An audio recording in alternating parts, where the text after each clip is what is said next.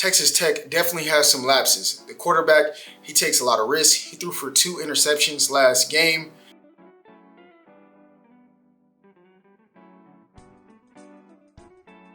Welcome to the Winning Drive. In this video, we're going to be talking about the Colorado Buffaloes taking on Texas Tech and what this could potentially mean for the season of the Colorado Buffaloes and then potentially making it to the Big 12 championship game.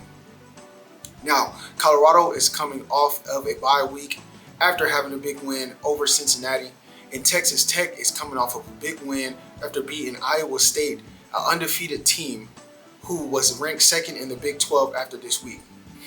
Now, they took care of business, and that moved Colorado into the third slot, and now Iowa State is in that second slot, and now BYU is in that top slot.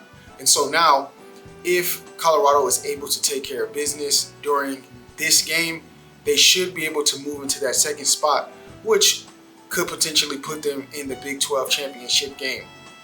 There are a lot more factors that they would have to do, which would be win out the rest of their games for the rest of the season. But first, they got to take care of business versus Texas Tech.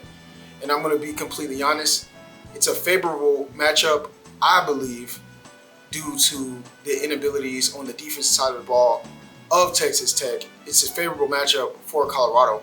However, there are some disadvantages in this game. And I'm going to be completely honest and say Texas Tech definitely have some weapons, and this won't be an easy walk in the park. Colorado can make it an easy walk in the park, but on paper, when you look at it statistically, it may not necessarily be a walk in the park. And the first main factor that Texas Tech has that they have as an advantage is an elite rusher by the name of Taj Brooks. This guy has 10 touchdowns on the season. He has rushed for over 1,000 yards this season, and he was a complete battering ram against Iowa State.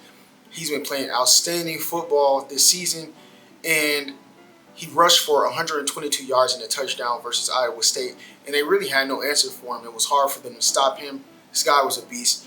He absolutely reminds me of DJ Giddens from Kansas State, the guy who rushed for, I believe, 180 yards against the Colorado Buffaloes.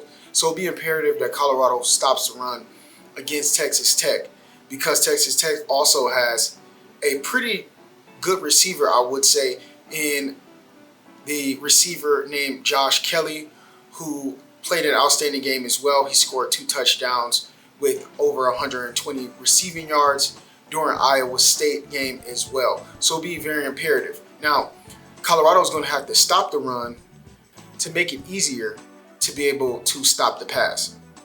Now, Texas Tech definitely has some lapses. The quarterback, he takes a lot of risks. He threw for 2 interceptions last game, and he does like to take some risks. The Colorado Buffaloes has a very great secondary, and this will allow the Colorado Buffaloes to take complete advantage, especially with how the pass rush has been playing this season. But it's going to start up front, and the secondary is going to do an outstanding job, I believe, in containing the receiver of Josh Kelly. He's pretty much the go-to guy for Texas Tech. Now, looking at the other side of the ball, Colorado has a huge advantage on the offensive side of the ball. The Texas Tech defense allowed over 299 passing yards during Iowa State. And as you already know, Colorado has one of the best receiving corps in college football as a whole. Absolutely the best receiving corps in the Big 12 as well. So Texas Tech is going to have their hands full with trying to stop the likes of Travis Hunter, Jimmy Horn, Will Shepard, LaJohntay Wester. They have so many weapons on the offensive side of the ball. It's going to make it hard. And now their running game is coming along, and so they're going to be able to run the ball against Texas Tech, who also allowed over 120 rushing yards versus Iowa State. And so Colorado has a lot going for them. Now, if they are able to be victorious in this game, which I truly believe that there's a high possibility that they will be, their road ahead is not too much more difficult.